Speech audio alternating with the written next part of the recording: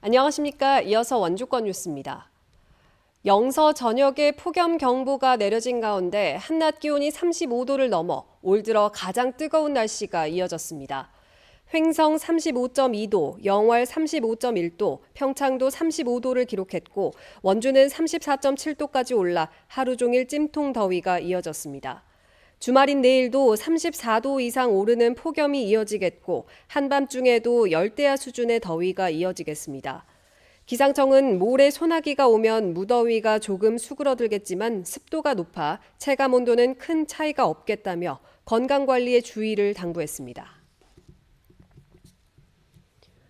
최근 야외 물놀이장 이용객들의 집단 장염과 피부 질환 등의 안전사고가 잇따르면서 원주 대표 물놀이장인 보물섬이 시설 점검에 들어갔습니다.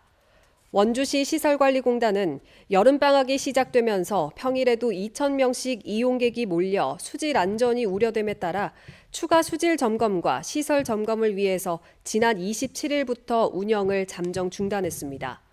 물놀이장은 빠르면 8월 초에 재개장할 예정이며 어린이로 입장을 제한하고 입장객 수도 제한하는 등 안전사고 예방을 위한 운영 방안이 도입될 예정입니다.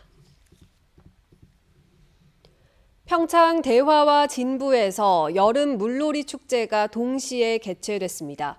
제8회 평창 더위사냥축제가 오늘부터 열흘 동안 대화면 땀띠공원에서 펼쳐지고 같은 기간 오대천 물놀이 축제가 진부면 송어축제장에서 첫 선을 보입니다. 더위사냥축제에는 땀띠 귀신사냥 워터워와 광천선굴 트랙터 체험, 맨손 송어 잡기 등 다양한 즐길거리가 마련되고 오대천 물놀이 축제에도 60m 워터 슬라이드와 실내 풀장, 워터보트와 카약 등 다채로운 물놀이 프로그램이 진행됩니다. 또 행사장마다 코로나19 차단을 위한 방역관리는 물론 관리요원을 곳곳에 배치해 안전사고에 대비한다는 계획입니다. 3,000명을 넘어섰던 강원 코로나19 하루 확진자가 이틀째 2,000명대를 유지하며 확산세가 다소 주춤하고 있습니다. 오늘 0시 기준 1일 확진자는 2,774명으로 원주 612명, 횡성 75명, 영월 46명, 평창 39명 등으로 전날보다 줄었습니다. 하지만 강릉 479명, 속초 230명 등 휴가철 인파가 몰린 영동 지역 6개 시군의 경우 확진자가 늘고 있습니다. 누적 사망자는 1명이 추가돼 880명으로 늘었고 누적 확진자는 강원도 인구의 37%인 56만 1,547명을 기록하고 있습니다. 학교 운영위원회가 요청했지만 학부모와 인근 주민이 반대하고 나선 서원주 초등학교 통학로 개선 사업이 중단됐습니다. 원주시는 학교 운영위의 요청으로 안심 승하차존 설치 공사를 시작했지만 정차 장소를 확보하기 위해 어린이들이 걸어다니는 통학로의 폭을 줄이는 건 문제가 있다는 학부모와 주민의 반대로 공사를 중단했다고 설명했습니다. 원주시는 통학구역 내 주민과 학부모를 상대로 찬반 설문조사를 진행해 반대 의견이 많을 경우 학교 인근 시설물 정비로 사업을 변경한다는 계획입니다.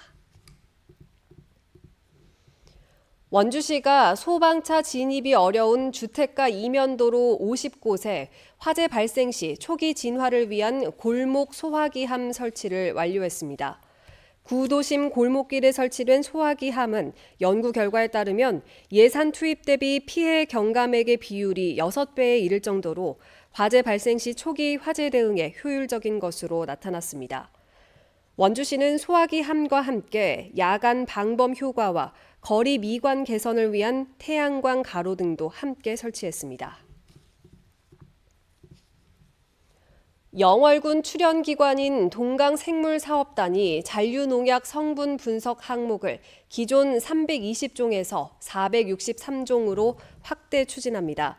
동강생물사업단은 지난해 7월 국립농산물품질관리원으로부터 농산물 안전성 검사 기관으로 지정된 데 이어 이번 달 현지 실사를 거쳐 잔류농약 463종 분석기관으로 지정됐다고 밝혔습니다. 동강사업단은 2021년 350여 건, 올해도 현재까지 140여 건의 잔류농약 검사를 진행했으며 분석 항목 확대로 농산물 안전성 확보와 신속한 검사 지원이 가능할 것으로 기대하고 있습니다. 고용노동부는 강원지청은 근로자 매몰 사망 사고가 발생한 시멘트 제조업체 쌍용 C&E의 서울 중구 본사와 동해 북평 공장, 하청 사무실 3곳을 압수수색했습니다. 앞서 지난 20일 쌍용 C&E 화물선에서 석탄회 보관 창고를 청소하던 60대 근로자가 석탄회에 깔려 숨졌고 지난 2월에도 쌍용 C&E 동해 공장에서 협력업체 직원이 구조물 설치 작업 중에 추락해 숨진 사고가 있었습니다. 고용부는 올해 발생한 사망사고 2건에 대해서 산업안전보건법은 물론 중대재해처벌법을 적용할 수 있는지 조사하고 있습니다. 원주시가 8월 1일부터 공유 전동 킥보드 불법 주정차 민원 신고 시스템을 운영합니다.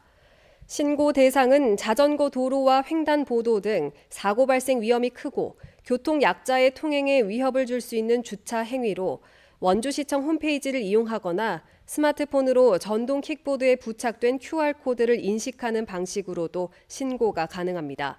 최근 공유 전동 킥보드를 차도와 횡단보도 등에 무단 주차하는 사례가 늘면서 보행자 안전을 위협하고 안전사고를 일으키는 원인으로 지목되고 있습니다. 뉴스를 마칩니다. 고맙습니다.